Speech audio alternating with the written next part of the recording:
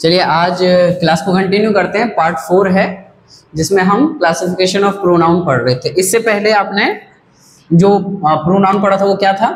Distributive से पहले आपने क्या पढ़ा था? इनडेफिनाइट प्रोनाउंस पढ़ा था। इनडेफिनाइट और डिस्ट्रीब्यूटिव प्रोनाउन में थोड़ा सा डिफरेंस है। थोड़ा सा क्या डिफरेंस है? इनडेफिनाइट प्रोनाउन में हमें कोई भी चीज़ फिक्स नहीं था। आपको अगर इससे पहले वाला वीडियो देखना है तो प्लेलिस्ट में जाके देख सकते हैं, वहाँ पे पार्ट 1, पार्ट 2, पार्ट 3 सब डले हुए हैं। ये पार्ट 4 है। बाकी आज हम डिस्ट्रीब्यूटिव प्रोनाउन स्टार्ट करने वाले हैं। तो वहाँ पे इनडेफिनाइट में क्या होता है कि कोई भी चीज़ फिक्स नहीं होती और निश्चित होती है। हम बताते हैं तो कि कोई चोर आया तो हमें क्या फिक्स है कि चोर लड़का था, लड़की था, या ग्रुप में आए थे या सिंगल आए थे? नहीं, उसमें हमें नहीं पता चलता कि कौन सा प्रोनाउन जो प्रोनाउन यूज हुआ है वो एक पर्टिकुलर चीज को इंडिकेट कर रहा है। लेकिन डिस्ट्रीब्यूटिव प्रोनाउन में क्या होता है कि ये पर्टिकुलरली एक चीज को रेफर करता है। डेफिनेशन से समझो। It refer to individual. Individual का मतलब क्या हो जाता है? इंडिविजुअल का मतलब क्या हो जाता है? व्यक्तिगत या अकेले। व्यक्तिगत एलिमेंट को बताता है, यानी कि एक सिंगल व्यक्ति को बताता है। दूसरा बोला इन अ ग्रुप, या तो पूरे ग्रुप को बताएगा। मान लो कि एक ग्रुप ये है, एक ग्रुप ये है, एक ग्रुप ये है। अब मैं बोल रहा हूँ कि कोई भी चीज़ आपको बांटनी है और सब ग्रुप में बांटना है, तो मैं इंडिविजुअली एक ग्रुप ले रहा हूँ, इंडिविजुअली दूसरा ग्रुप ले रहा हूँ, और तीसरा चौथा ऐसे ग्रुप ले रहा हूँ। तो जब हम ग्रुप की बात करेंगे तो उसमें भी हम डिस्ट्रीब्यूटिव प्रोनाउन का इस्तेमाल करते हैं। कैसे? अभी एग्जाम्पल से समझ आ जाएगा। या तो एक इंडिविजुअल को भी ले सकते हैं, एक अकेले व्यक्ति को भी ले सकते हैं। जैसे मैंने मान लो कि ढेर सारी टॉफ़ी लाई। अब वो टॉफ़ी मुझे क्या है कि बच्चों में बांटनी है, तो मैं क्या बोलूँगा? बच्चों में बांट दो या हर एक बच्चों को बांट दो? क्या कर रहा हूँ? डिस्ट्रीब्यूट कर रहा हूँ। हर एक पर्टिकुलर व्यक्ति को बता रहा हूँ कि हर एक बच्चे को बांटो, एक भी छूटना नहीं चाहिए। तो जो वर्ड यूज हुआ है ना, हर एक, यानी ईच, तो ईच जो है ये भी एक प्रकार का क्या है? प्रोनाउन ही है। कौन सा प्रोनाउन है? डिस्ट्रीब्यूटिव प्रोनाउन है। ये हर एक बच्चे को बांट देना है। अब कौन कौन से ऐसे हैं देखो। एक तो ईच हो गया, एक ईदर, नाइदर, एनी और नन, ये सारे और भी हैं, लेकिन आपके लिए अभी इतना इनफ है। ठीक है, चलिए एग्जाम्पल से समझते हैं। Each of the dancer was draped in sari, green sari. यानी कि यहाँ क्या बताया गया कि सभी डांसर को क्या करना है? ईच का मतलब क्या हो गया? प्रत्येक डांसर को किस में आना है? ग्रीन साड़ी में। You may answer either of these question first. अब इसका मतलब क्या हो गया कि जो ईदर है, ईदर का मतलब क्या हो गया और यहाँ पे इसका क्या यूज किया गया है ना? देखिए, ये भी एक प्रोनाउन है जो कि क्या कर रहा है? एक ग्रुप या इंडिविजुअल को शो कर रहा है यहाँ पे कि आप क्या कर सकते हैं, आप आंसर दे सकते हैं। यू मे आंसर, आप आंसर दे सकते हैं ईदर ऑफ दिस क्वेश्चन, इनमें से किसी भी एक का या किसी भी का आंसर आप दे सकते हैं, यानी प्रत्येक में से। मतलब हमने क्या किया? एक इंडिविजुअली लिया। मतलब मान लो आपके पास 5-6 क्वेश्चंस हैं, अभी आपने पिछले क्लास में टेस्ट दिया था, तो उसमें मैंने क्या बोला था कि जो आपको आए वो अटेम्प्ट करो, जो ना आए उसे छोड़ दो। तो जो पहले आ रहा है उसको आप पहले अटेम्प्ट कर लो। अगला है neither of the answer is correct. Neither of the answer is correct मतलब कि ना तो ये आंसर करेक्ट है और ना ही ये आंसर करेक्ट है। तो इसमें हमने क्या बोला है? पर्टिकुलरली एक लिया, पर्टिकुलरली हमने दूसरा भी लिया। हमने बोला ना तो ये सही है ना तो ये सही है। तो नीदर भी क्या हो गया? एक प्रकार का डिस्ट्रीब्यूटिव प्रोनाउन हो गया। अगला है none of my students failed last year.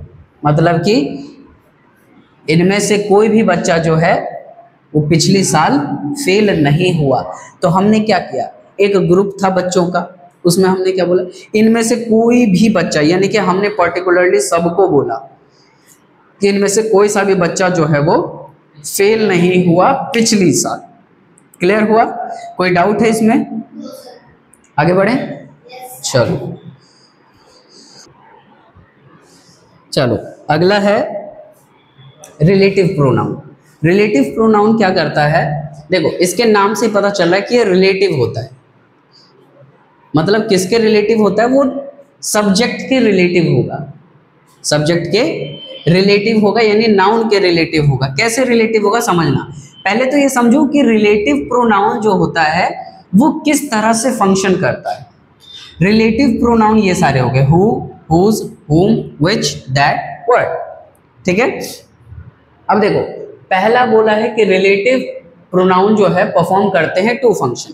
पहला फंक्शन क्या है? Substitute for a noun. Substitute मतलब क्या होता है? जैसे अगर आपको गर्म चीज पीनी है, आपको सुबह सुबह जैसे चाय कॉफी हो जाता है, और आपको जैसे सुबह सुबह चाय पीनी है और दुकान वाले पे चाय नहीं कॉफी है, तो आप चाय ना पी करके कॉफी भी पी सकते हो, क्योंकि चाय का सब्स्टिट्यूट क्या है? कॉफी है, और कॉफी का सब्स्टिट्यूट क्या है? चाय है। क्या इसके जगह आप सब्स्टिट्यूट कोई ठंडा चीज पी सकते हो? नहीं, क्योंकि आपको पीना क्या है? गरम चाय या कॉफी। अगर ये दोनों सब्स्टिट्यूट नहीं होंगे तो आप हो सकता है ग्रीन टी या ब्लैक टी पी सकते हो, है ना, लेकिन पी सकते हो। सब्स्टिट्यूट का मतलब समझ आ गया कि एक के जगह पे हम दूसरी चीज का यूज कर सकते हैं।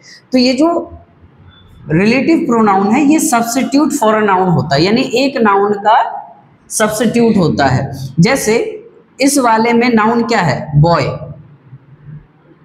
Give this to the boy. Boy है, लड़का है, लड़का क्या है यहाँ पे? नाउन है। लड़का क्या है? नाउन है। अब ये जो हु लगा है, यानी कि जो या कौन, वो किसके लिए? लड़के के लिए ही यूज हुआ है, यानी कि इसी नाउन का क्या हो गया? एक सब्स्टिट्यूट हो गया। ये हु भी कौन ही है? लड़का ही है। हु विंस द रेस, जो रेस जीतता है। क्या देना है? गिव दिस टू, कुछ दे रहे होंगे, या प्राइज हो गया या कुछ रिवॉर्ड हो गया, तो वो कह रहे हैं कि give this to the boy, ये उस लड़के को दो जो रेस को जीतता है। अगला समझो, दिस इज रवि, ये क्या है? रवि है। हुज, ये जो हुज है ये किसके लिए यूज हुआ है? रवि के लिए यूज हुआ है। रवि एक नाउन है, और नाउन के लिए हम जानते हैं कि सब्स्टिट्यूट की तरह काम करता है। तो इसने क्या बोला? Whose mobile phone was stolen, जिसका मोबाइल फोन क्या हो गया? चुरा लिया गया लास्ट ईयर, यानी पिछले साल उसका फोन क्या हो गया? चोरी हो गया या चुरा लिया गया। तो ये जो हुज है ये भी किसका है? रवि का ही सब्स्टिट्यूट है। रीता, फिर उसके बाद कॉमा है। whom you, you praised in class yesterday। Rita को बोलते हैं कि रीता, जिसको तुमने कल प्रेज किया था क्लास में, वो कौन है? Is my sister. तो ये बताओ, ये जो whom लिखा हुआ है, ये whom रीता के लिए है या माई सिस्टर के लिए है? माई सिस्टर के लिए है, क्योंकि ये इसको इंडिकेट कर रहा है कि पिछली क्लास में जिसका तुमने आपने प्रेज्ड किया था वो मेरी बहन है। तो हम रीता को बता रहे, तो रीता क्या हो गई? नाउन तो है, लेकिन ये whom जो है वो रीता को इंडिकेट नहीं कर रहा है। ऐसे ही और भी है, which है, that है और what है। और हाँ, अभी तक आपने सब्स्टिट्यूट पढ़ा, एक और चीज समझना है। क्या समझना है? वो समझना है joining word two clause. Joining word for two clause. Joining जानते हो? जैसे एक रेलगाड़ी होती है, रेलगाड़ी का डब्बा एक दूसरे से किस तरह से जुड़ा रहता है? हुक से। एक हुक इसमें फंसता है, एक हुक इसमें, तब ये पटरी जुड़ी रहती है। तो इसे ज्वाइनिंग पॉइंट बोल सकते हैं। ऐसे ही दो सेंटेंस को जोड़ने के लिए, हमें कुछ ज्वाइनिंग वर्ड्स की भी जरूरत पड़ती है। तो ये आपका जो वर्ड है ना, ये आपका रिलेटिव प्रोनाउन भी हो गया और ज्वाइनिंग वर्ड भी हो गया कि दो सेंटेंस को जोड़ा गया। अगर मैं यहां से हु हटा देता हूं, give this to the boy wins the match, क्या सेंटेंस पूरा बना? अर्थ निकला? नहीं। तो यहां पे मैंने जो हु लिखा है वो अब इस क्लॉज को, यानी ये वाला क्लॉज और ये वाले क्लॉज को क्या कर दिया? जोड़ दिया। तो ये जॉइनिंग वर्ड की तरह भी आपका रिलेटिव प्रोनाउन काम करता है। क्लियर हुआ? यहां पे भी देख लो, ये भी क्या कर रहा है? दिस इज रवि, ये अपने में कंप्लीट सेंटेंस, आपको मैंने सेंटेंस टाइप ऑफ सेंटेंस में पढ़ाया था पहला चैप्टर, कि कॉम्प्लेक्स होते हैं, कंपाउंड होते हैं, सिंपल होते हैं, प्रिंसिपल होते हैं, ये सारा मैंने बताया था ना। उसी में से देखो ये सेंटेंस अपने में पूरा कंप्लीट है। इसके बाद से mobile phone was stolen last year, अगर मैं हुज हटा दूं तो पता ही नहीं चलेगा कि किसका फोन चोरी हुआ। लेकिन मैंने जैसे ही हुज डाला, मोबाइल चोरी हुआ पिछले साल, तो जब मैंने हुज लगाया तो ये इस वाले क्लॉज को और इस वाले क्लॉज को क्या कर दिया? कनेक्ट कर दिया। इसीलिए से हम ज्वाइनिंग वर्ड भी बोलेंगे। क्लियर हुआ? ऐसा ही नीचे वाला है। क्लियर? चलो अगले बढ़ते हैं। चलो अब हम वीडियो के एंडिंग में है, लास्ट में है। बस ये 3 के बाद आपके के पूरे प्रोनाउंस के जो चैप्टर होंगे वो खत्म हो जाएंगे। अगर आपको पार्ट 1, 2, 3, 4, 5 जिसमें भी आपको दिक्कत हो, आप कमेंट कर देना कि आपको कौन से पार्ट में दिक्कत है और कौन सा टॉपिक में आपको दिक्कत है। मैं उस पर सेपरेटली वीडियो आपके लिए बना करके डाल दूंगा यूट्यूब पे। चलिए देखते हैं। पहला है रिफ्लेक्सिव। रिफ्लेक्सिव का मतलब क्या होता है? जैसे आप देखोगे कि एक आईने पे जब भी हम क्या करते हैं, बीम डालते हैं, बीम यानी रिफ्लेक्ट डालते हैं, तो ये पलट के क्या होता है? वापस चला जाता है ना। इसका मतलब होता है रिफ्लेक्शन। अब ऐसे ही क्या होता है कि ये जो रिफ्लेक्सिव प्रोनाउन होता है ना, ये क्या करता है? ये ऐसे वर्ड होता है ना जो अपने पे ही लौट करके आ जाता है, यानी रिफ्लेक्ट होकर के खुद पे आ जाता है। कैसे? पहली बात तो ये समझो कि जो रिफ्लेक्सिव प्रोनाउंस होंगे इसको पहचानना बड़ा इजी है। पहचान कैसे इजी है? कि ये जो एंड होंगे ना वो सेल्फ से होंगे या सेल्फ से होंगे। कैसे? जैसे yourself, himself, herself, ourself, themself और इट सेल्फ। अब समझना कैसे, एग्जाम्पल समझो। द डॉग यानी जो कुत्ता है, बाइट इट सेल्फ, यानी कि ये जो वर्ड है वो किसको रिफ्लेक्ट करेगी? दोबारा से कुत्ते को ही रिफ्लेक्ट करेंगे। तो ये वाले प्रोनाउन को हम क्या बोलेंगे? Reflexive pronoun. और दूसरा है आर यू टॉकिंग, क्या तुम बात कर रहे हो? योरसेल्फ, यानी कि खुद से ही बात कर रहे हो। क्या आप खुद से ही बात कर रहे हो? तो जब हम ये वर्ड यूज करते हैं सेल्फ वाले, तो ये पलट करके अपने ही नाउन पे वापस चला जाता है।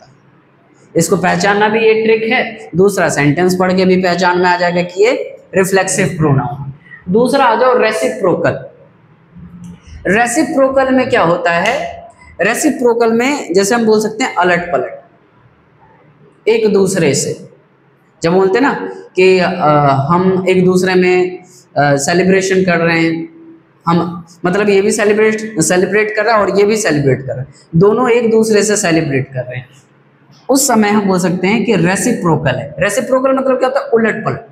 सीधा सीधा समझो, उलट पलट। ज्यादा आपको याद करने की कोई जरूरत नहीं, उलट पलट। अगर ये कर रहा है तो ये उसके लिए कर रहा है और वो इसके लिए कर रहा है। इसमें केवल 2 ही हैं। एक है ईच अदर, यानी एक दूसरे से, वन अनदर यानी एक दूसरा। अब कैसे समझो? Priya and Neeraj love each other. Priya और नीरज जो है वो एक दूसरे से क्या करते हैं? प्यार करते हैं। The student congrats one another after receiving the awards. अब बच्चे जो हैं वो क्या कर रहे हैं? कॉन्ग्रेट्स कर रहे हैं एक दूसरे, मतलब कि पहले भी जो हैं स्टूडेंट जो हैं अवार्ड जीते हैं, लेकिन ये दोबारा से एक और जीते हैं, तो ये क्या कर रहे हैं? एक दूसरे को कॉन्ग्रेट्स कर रहे हैं। तो वहां पे भी हम क्या कर सकते हैं? अनदर वर्ड का यूज कर सकते हैं। और ईच अदर का जो वर्ड है, ईच अदर नहीं लिखा मैंने यहाँ, सॉरी, ईच अदर, ये एक दूसरे से सेलिब्रेट कर रहे हैं और यहाँ पे भी जो वर्ड यूज हुआ है वो रेसिप्रोकल वर्ड यूज हुआ है। क्लियर हुआ? अब आ जाओ इंट्रोगेटिव। इंट्रोगेटिव दिखता किस तरह से है भैया? ये दिखता तो रिलेटिव प्रोनाउन की तरह है, लेकिन रिलेटिव प्रोनाउन में कोई क्वेश्चन नहीं किया जा रहा था, इंट्रोगेशन नहीं किया जा रहा था, यानी कि क्वेश्चंस नहीं किए जा रहे थे। देखो रिलेटिव प्रोनाउन में हु भी था, हुज भी था, हुम भी था, विच और व्हाट भी था, यानी कि जितने वर्ड हैं ये सारे रिलेटिव प्रोनाउन में भी थे, लेकिन वहां पे क्वेश्चन नहीं किया जा रहा था। और यहाँ पे क्या है? क्वेश्चन किया जा रहा है। जैसे हु इज दैट मैन? वो आदमी कौन है? Whose is this wallet? ये वॉलेट किसका है? Whom do you like? तुम किसको पसंद करते हो? Which is your seat? तुम्हारा सीट कौन सा है? और what is your name? अब यहाँ पे चैप्टर तो होता है खत्म, लेकिन एक इंपॉर्टेंट चीज है वो मैं समझा दूं आपको। ज्यादातर जो बच्चे हैं वो who और which में कंफ्यूज होते हैं। who दो तरीके से यूज होता है, या तो जो कि या फिर कौन। ऐसे ही विच का भी है, विच का भी मतलब होता है जो कि और कौन। लेकिन याद रहे जब आप पर्सन्स के लिए लगाओगे, आदमियों के लिए लगाओगे, तब आपको हु लगाना है, और बाकी जानवर के लिए, ऑब्जेक्ट के लिए लगाओगे तो ये आपको विच लगाना है। जैसे यहाँ पे यूज हुआ है ना, विच इज योर सीट? तुम्हारा सीट कौन सा है? तो यहाँ सीट जो है वो नॉन लिविंग थिंग है, दैट्स वाई यहाँ पे विच लगा कि कौन सा सीट है, कौन है ना। और यहाँ पे हु इज दैट मैन, यहाँ पे भी कौन का यूज हुआ, यहाँ पे भी कौन का यूज हुआ, लेकिन यहाँ पे आदमी था दैट्स वाई यहाँ पे हु यूज हुआ, और यहाँ पे नॉन लिविंग था दैट्स वाई यहाँ पे विच यूज हुआ। चैप्टर होता है आपका यहाँ पे एंड प्रोनाउंस का। अगला चैप्टर हम नया स्टार्ट करेंगे। चैनल में बने रहिएगा, चैनल को सब्सक्राइब करिए ताकि बेल नोटिफिकेशन के थ्रू आपको नए वीडियो के अपडेट्स मिलते रहें। मिलते हैं नेक्स्ट वीडियो में, तब तक के लिए बाय बाय।